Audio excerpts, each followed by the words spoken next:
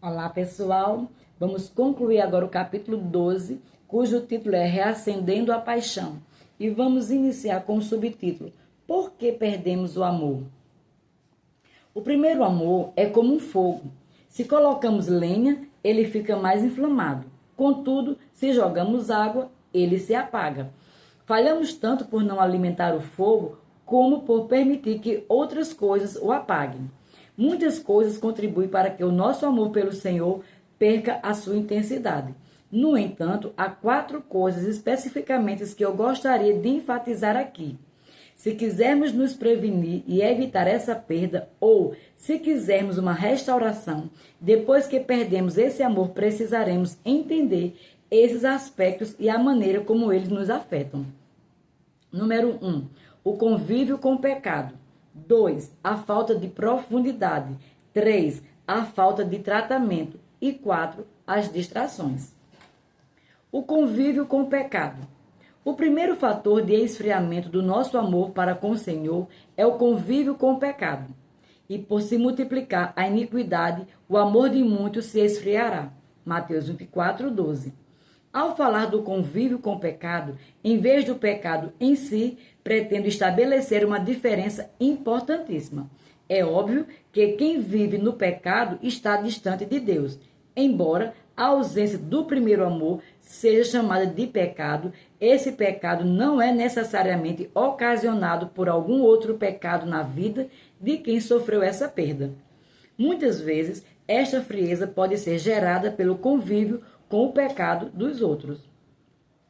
Creio que em Mateus 24, 12, Jesus está se referindo aos pecados da sociedade em que vivemos, em razão da multiplicação do pecado à nossa volta e não necessariamente em nossa vida.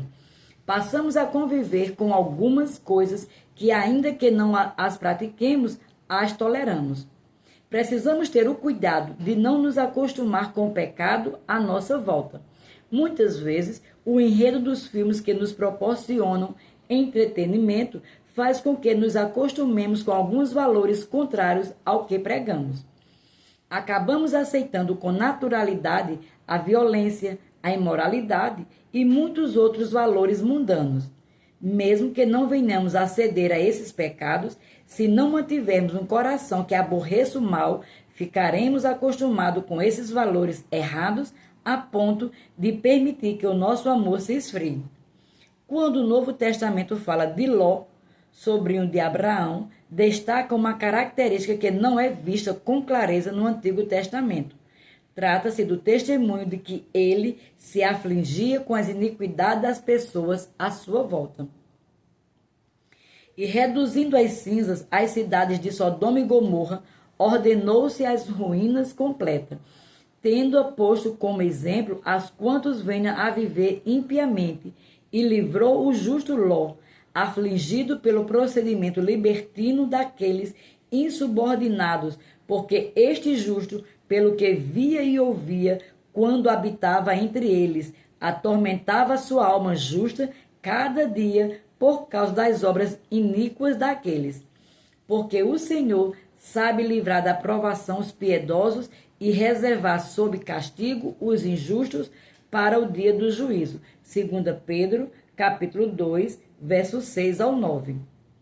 Penso ser essa a razão pela qual o Senhor Jesus fala com o anjo da igreja de Éfeso sobre odiar aquilo que ele também odeia. Apocalipse 2:6. Não podemos apenas evitar o que nos foi proibido. Devemos entender o que é não se agradar daquilo que desagrada a nosso Senhor. Foi exatamente isso que Salomão, pelo Espírito de Deus, enfatizou quando falava sobre o temor do Senhor.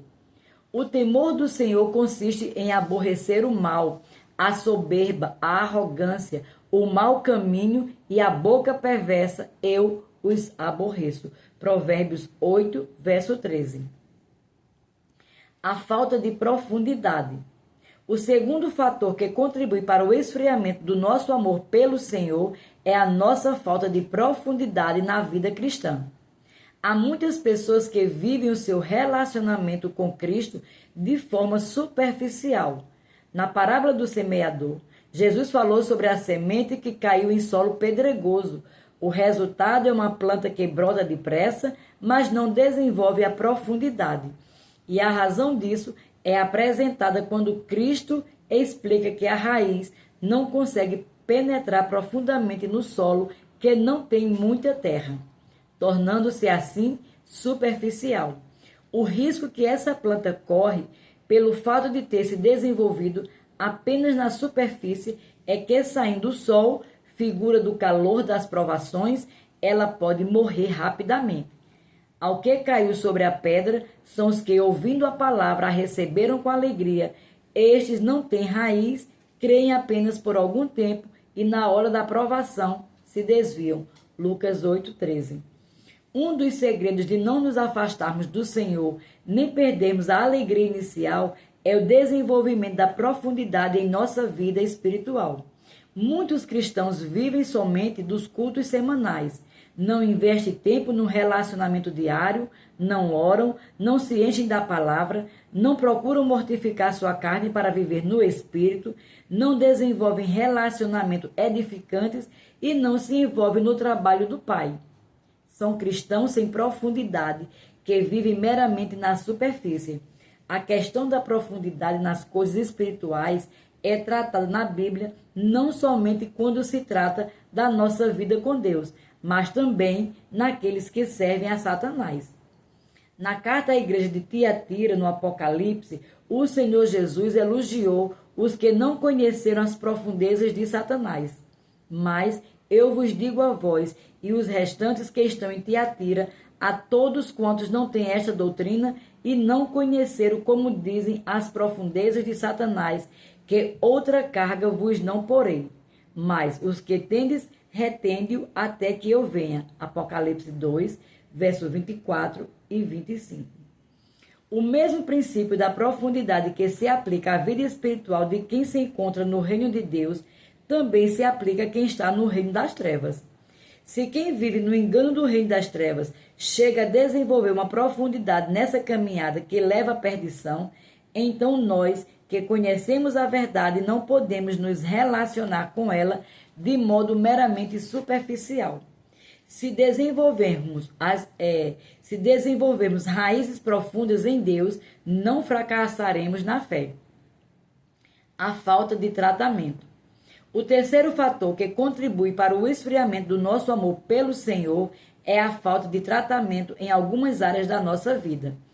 Já vimos na parábola do semeador que um dos exemplos de como o potencial de frutificação da palavra de Deus pode vir a ser abortado na vida de alguém é a falta de raiz de profundidade. Mas há um outro exemplo que o Senhor Jesus nos deu nessa parábola, o da semente que caiu entre espinhos. Outra caiu no meio dos espinhos e estes, ao crescerem com elas, a sufocaram. Lucas 8:7. Os espinhos não pareciam ser tão comprometedores porque eram pequenos e justamente por não parecerem perigosos, não foram arrancados. Porém, eles cresceram depois e sufocaram a semente da palavra, abortando assim o propósito divino de frutificação. A que caiu entre espinhos são os que ouviram e no decorrer do dia foram sufocados com os cuidados, riquezas e deleites da vida. Os seus frutos não chegam a amadurecer. Lucas 8, verso 14. As áreas que não são tratadas em nossa vida talvez não pareçam tão nocivas hoje, mas serão justamente as que poderão nos sufocar na fé e no amor ao Senhor posteriormente. A queda espiritual nunca é um ato instantâneo ou imediato. É um processo que envolve repetidas negligências da nossa parte, e são as mesmas inocentes negligências que nos vencerão depois. Por isso devemos dar mais atenção às áreas que precisam ser trabalhadas em nossa vida. As distrações. Como já tratei da questão das distrações anteriormente no início do livro, não retornarei a esse assunto agora, mas vale destacar que é uma das áreas em que precisamos da vigilância, pois pode comprometer nossa paixão por Jesus. Esse é um caminho de proteção do nosso amor pelo Senhor. O nosso cuidado nessas 4 áreas é útil para prevenirmos e evitar a perda ou depreciação do nosso primeiro amor. Contudo, enquanto enfatizamos, por um lado, a prevenção necessária para evitar a perda de nosso amor, não podemos ignorar, por outro lado, que há aqueles que já perderam o seu primeiro amor. Assim sendo, é preciso orientá-los acerca do que fazer com relação à perda já sofrida. E é justamente para essas pessoas que quero compartilhar o que tenho entendido pelas Escrituras ser o caminho de volta. O caminho de volta. O caminho de volta é o caminho da restauração. Foi o próprio Senhor Jesus quem propôs esse caminho. Lembra-te, pois, de onde caístes, arrepende-te e volta à prática das primeiras obras. E se não, venho a ti e moverei do seu lugar o teu candeeiro, caso não te arrependas. Apocalipse 2, verso 5. Cristo mencionou no versículo acima 3 passos práticos que devemos dar a fim de voltar ao primeiro amor. Número 1, lembrança. Lembra-te. 2, arrependimento. Arrepende-te. 3, recomeço. Volta à prática das primeiras obras. Lembrança. O primeiro passo é um ato de recordação, de lembrança do tempo anterior à perda do primeiro amor. Não há melhor maneira de retomá-lo do que esta, relembrar os primeiros momentos da nossa fé, da nossa experiência com Deus. O profeta Jeremias declarou: quero trazer à memória o que me pode dar esperança. Lamentações 3:21. Algumas lembranças têm o poder de produzir em nós um caminho de restauração. Muitas vezes não nos damos conta do que temos perdido. Uma boa forma de dimensionar as nossas perdas é contrastar o que estamos vivendo hoje com o que já experimentamos anteriormente em Deus. Recordo-me de uma ocasião em que fui visitar os meus pais e entrei no quarto que, quando solteiro, eu compartilhava com meus irmãos. O simples fato de eu entrar naquele ambiente trouxe à minha memória inúmeras lembranças. Revivi em minha mente os momentos de oração e intimidade com Deus que eu havia passado lá.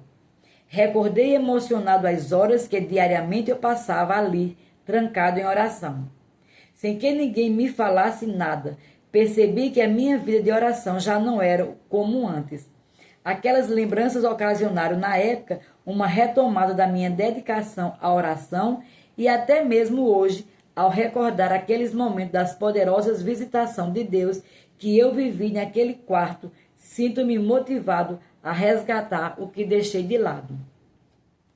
Contudo, em si, daquilo que eu havia provado na casa dos meus pais, não produziu mudança alguma. Ela simplesmente trouxe um misto de saudade, tristeza e arrependimento pelo fato de eu ter deixado de lado algo tão importante. E esta é exatamente a segunda atitude que Jesus pediu aos irmãos de Éfeso: arrepende-te. Arrependimento. Não basta ter saudade de como as coisas eram anteriormente. É preciso que sintamos dor por termos perdido o nosso primeiro amor. Precisamos lamentar, chorar e clamar pelo perdão de Deus. É imperativo reconhecer que a perda do primeiro amor é mais do que um desânimo ou qualquer outra crise emocional. É um pecado de falta de amor, de desinteresse para com Deus. À semelhança dos profetas do Antigo Testamento, Tiago definiu como devemos nos posicionar em arrependimento diante do Senhor. Deve haver choro, lamento e humilhação. Chegai-vos a Deus e ele chegará a vós outros. Purificai as mãos, pecadores. E vós que sois de ânimo dobre, limpai o coração. Afligi-vos, lamentai e chorai. Converta-se vosso riso em pranto e a vossa alegria em tristeza. Humilhai-vos na presença do Senhor e ele vos exaltará. Tiago 4, do verso 8 ao 10. O fato de nos humilharmos perante o Senhor é o caminho para a exaltação, restauração diante dele. Se reconhecermos que abandonamos o nosso primeiro amor, teremos que separar rapidamente um tempo para orar e chorar em arrependimento diante do Senhor e para buscarmos uma renovação. Eu sei que recordar e chorar pelo passado também não é a cura em si, mas é um passo nessa direção. É um estágio de preparação, por assim dizer. Por isso, o conselho proposto pelo Senhor na carta à igreja de Éfeso ainda tem um terceiro passo prático. Voltar à prática das primeiras obras. Portanto, não basta apenas reviver as lembranças e chorarmos. Temos de voltar a fazer o que abandonamos. Recomeço. É necessário um recomeço, ou seja, retornar ao que fazíamos no início da caminhada de fé. Essas primeiras obras a que Cristo se refere não são o primeiro amor em si, mas estão atreladas a ele. São uma forma de expressar e alimentar o nosso primeiro amor. Elas têm a ver com como nós buscamos o Senhor antes e também com a maneira como nós o servíamos. Então, Jesus não protestou porque os efésios não amavam mais, e sim porque já não o amavam como anteriormente. Precisamos mais do que o reconhecimento da nossa perda. Precisamos voltar a agir como no início da nossa caminhada com Cristo. É tempo de resgatar o nosso amor ao Senhor e dar-lhe nada menos que nosso amor total. Separe um tempo para estar em oração e avaliação da sua vida e relacionamento com Cristo. Reflita, se necessário, escreva as suas conclusões. E se houver o menor sinal de deteriorização em seu amor para com o Senhor, inicie imediatamente o caminho de volta. Amor incorruptível. Embora haja um caminho de volta para quem perdeu o primeiro amor, não precisamos chegar a esse ponto. Podemos ser preventivos e evitar essa perda. Com isso em mente, encerro este capítulo final com a declaração do apóstolo Paulo no encerramento da epístola aos Efésios. A graça seja com todos os que amam ao nosso Senhor Jesus Cristo com amor incorruptível. Efésios 6, verso 24, na versão NVI. Encontramos no versículo anteriormente mencionado uma definição do tipo de amor que garante um livre fluir da graça do Senhor em nossa vida.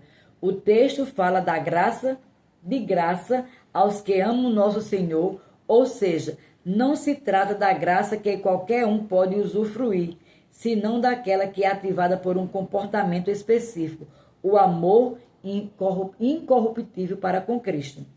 Algumas versões bíblicas empregam um termo diferente na tradução desse texto e usam a expressão amor sincero ou ainda amor perene. A tradução brasileira, a Nova Versão Internacional e a versão revisada de Almeida optaram pelo termo incorruptível. O dicionário Vine nos mostra que a palavra grega empregada nesse texto pelo apóstolo Paulo e que se encontra nos manuscritos originais é aptarsia, que significa incorrupção. Essa palavra é usada em relação ao corpo da ressurreição. 1 Coríntios capítulo 15, verso 42, 50, 53 e 54. E traduz uma condição associada à glória, honra e vida. Às vezes é traduzida por imortalidade. Romanos 2, verso 7.